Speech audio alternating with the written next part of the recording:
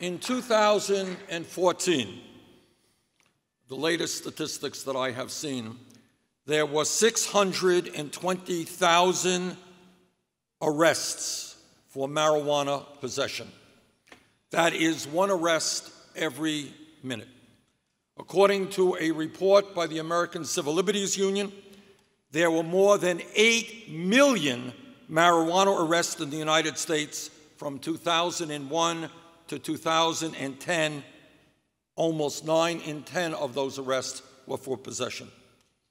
Arrests for marijuana possession rose last year nationwide, even as Colorado, Washington, Oregon, Alaska, and the District of Columbia became the first states to legalize personal use of marijuana.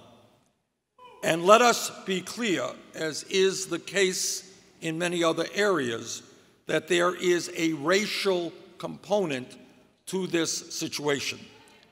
Although about the same proportion of blacks and whites use marijuana, a black person is almost 4 times more likely to be arrested for marijuana possession than a white person.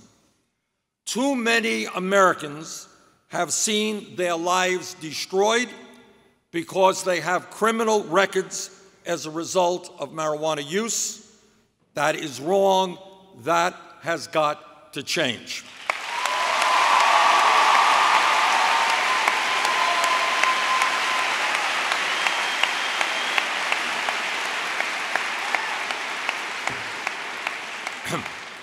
And let's be clear, but I think a lot of people may not fully appreciate this, is that a criminal record could mean not only time in jail, but a criminal record makes it harder for a person to get a job, harder for a person to get public benefits, harder for a person to even get housing. A criminal record stays with a person for his or her entire life. It is a serious business.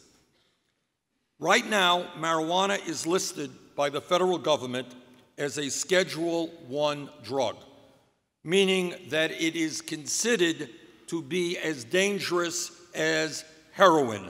That is absurd.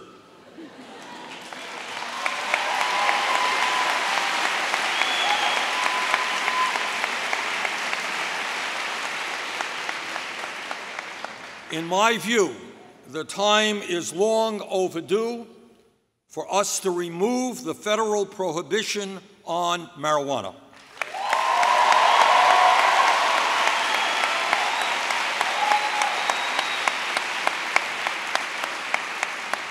In my view, states should have the right to regulate marijuana the same way that state and local laws now govern the sale of alcohol and tobacco.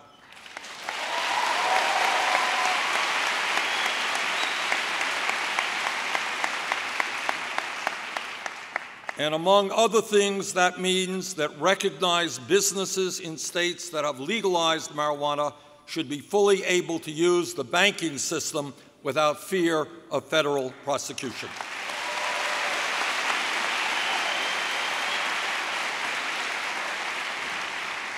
In addition, in those states that decide to go forward, and I'm not here advocating that states do it, that is the decision of the individual states within our federal system.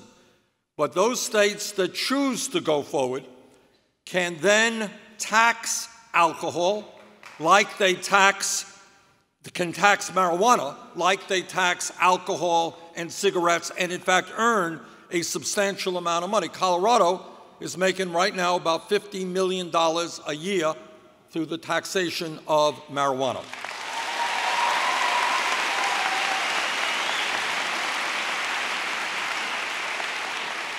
And in Colorado, and I believe other states, some of that revenue is being used to fight the effects of substance abuse, of hard drugs like opiates that are harming so many communities.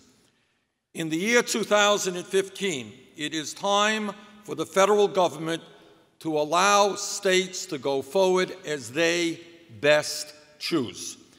It is